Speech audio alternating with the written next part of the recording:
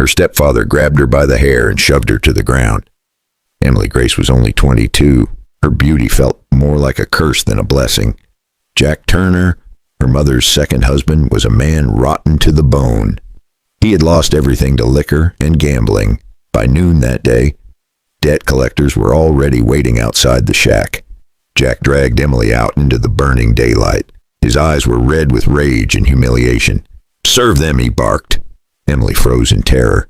She could not believe what she had just heard. Her own stepfather was ordering her to give herself to the men who came to collect his debts. She shook her head. Her voice cracked. "No, I will not." That refusal lit a fuse inside Jack. The men laughed. Jack's pride shattered like glass. He threw the bottle he was holding against the wall. Shards scattered. He stomped toward Emily and slapped her so hard she fell against the wooden floor. Emily tried to crawl away. Jack kicked her ribs. She gasped for air. The men stood by, smirking at her pain. Jack's drunken fury grew hotter with every second. "You defy me," he growled. He dragged her by the arm out of the shack and into the sunlit yard. Emily's dress was already torn from the struggle. Her face bore red welts. Her arms were bruised purple. She cried out, begging for mercy, but Jack had none left to give. The debt collectors followed behind, jeering. Jack shoved Emily toward the riverbank near the ranch fields. The midday sun glared down on her pale skin, making every wound look raw. Emily sobbed. Her legs trembled. She tried to plead again. "Please, I am begging you." Jack gritted his teeth. Her words only deepened his shame. In one motion, he lifted her by the waist and hurled her into the water. The river splashed violently around her body. Emily sank beneath the surface, lungs filling with icy water. She clawed at the air, desperate for life. The current pressed her down. Her torn dress wrapped around her limbs like chains. She fought, but her strength was failing fast.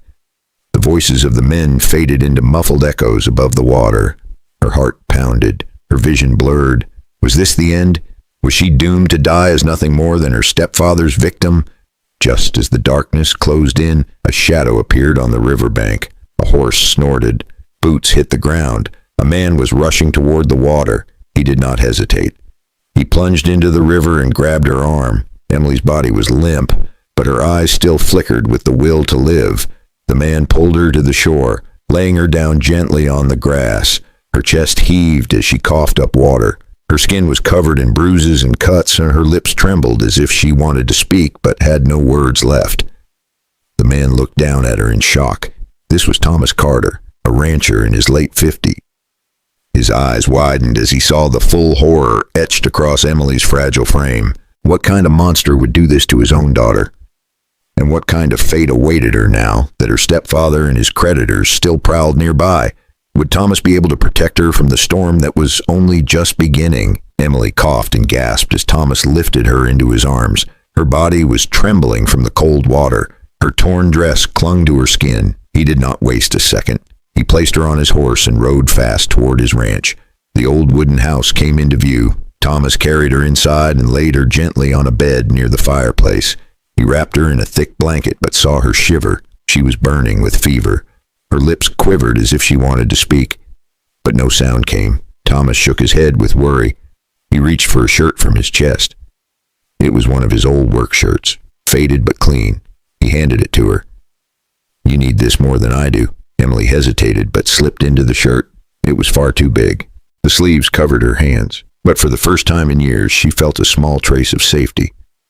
She pulled the fabric close around her. The crackle of the fire filled the silence. Thomas sat beside her, waiting. Emily stared at the flames with empty eyes, then tears rolled down her cheeks.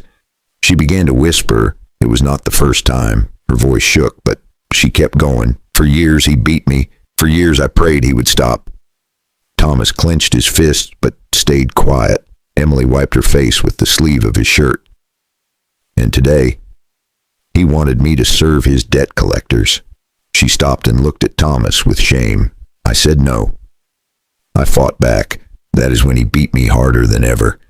And then he threw me into the river like trash." Her words hung heavy in the air. Thomas felt his jaw tighten. The image of her stepfather forcing her into that horror made his stomach turn. But Emily was not finished. "There were times I thought I deserved it. Maybe I was cursed. Maybe my life had no meaning. Her voice broke again. But when you pulled me out, I felt like maybe God had not forgotten me. Thomas leaned closer. His rough hand rested gently on hers. You did not deserve a single bit of it. Not one. The warmth in his tone made her cry even harder. For the first time, she allowed herself to believe she was not alone. But outside the ranch, the world was still turning, and men like Jack Turner did not forget so easily. So what would happen when he came back to take her away again? The morning sun rose over the ranch. Emily sat by the window, wrapped in Thomas's shirt, staring out at the fields. For the first time in years, she felt safe, but the safety was fragile, like glass that could shatter at any second. Thomas brought her a cup of warm tea. She thanked him with a soft smile, but her eyes still carried a storm. Then the sound of hooves broke the calm. A dark figure appeared at the gate. Jack Turner. He rode his tired horse right up to the yard and swung down with the swagger of a man who thought he owned the world. Where is she? He barked. Emily froze, her face pale. Thomas stepped out of the doorway, tall and steady.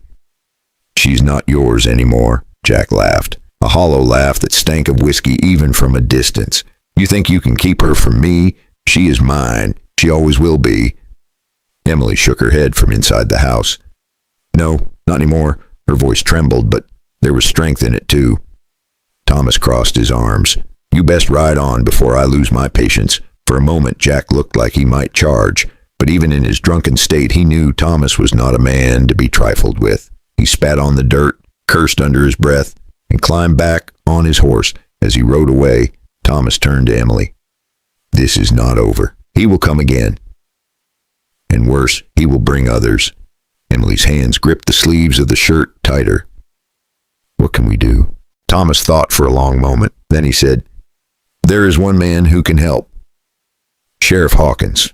Later that day, Thomas saddled up and rode into town.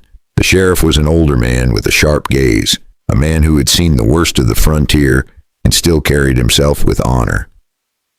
Thomas told him everything about the abuse, about the debt, about how Emily was nearly drowned in the river. The sheriff listened in silence and then nodded. Bring her under my protection. If Jack Turner shows his face again, he'll answer to the law. Thomas returned to the ranch with a bit of hope in his chest, but he also knew one thing.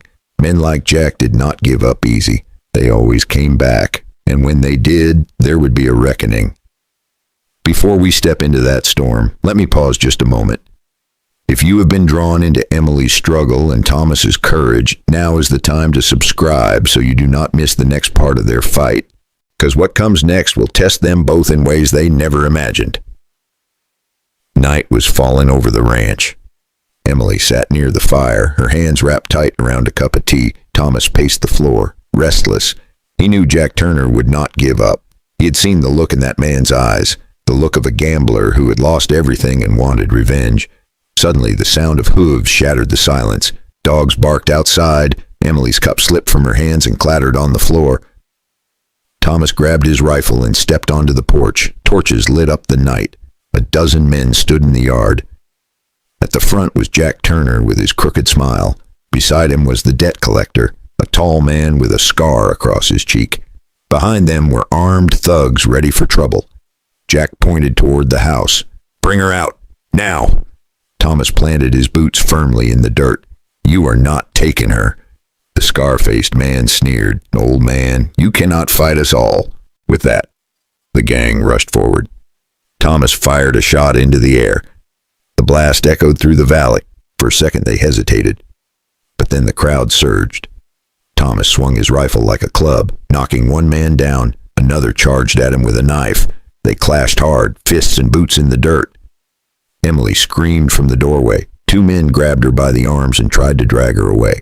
She fought like a wildcat, scratching and kicking, but they struck her across the face. Thomas broke free and lunged toward her, but three men jumped on his back.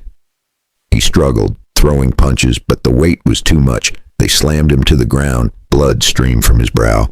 Jack stood over him, laughing. You are finished, Carter. You should have stayed out of this, Emily cried out. Leave him alone. She tried to run to Thomas, but was shoved back down into the dirt. Jack raised his boot as if to stomp Thomas's chest.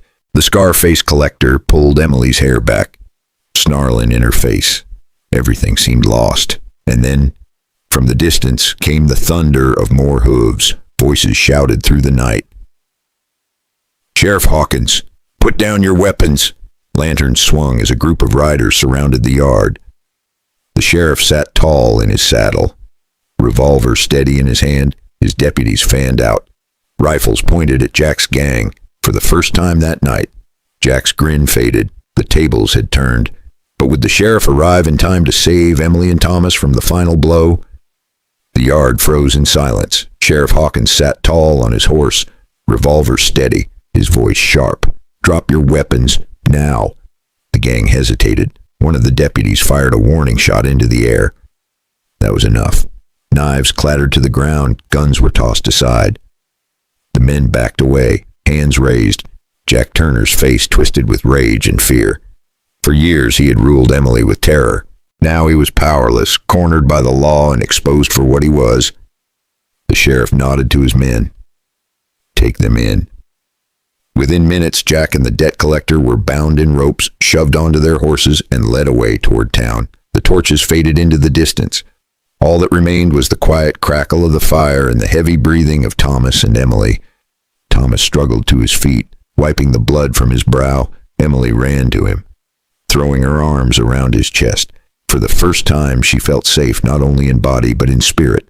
Tears poured down her face, but this time they were tears of release. Thomas held her close.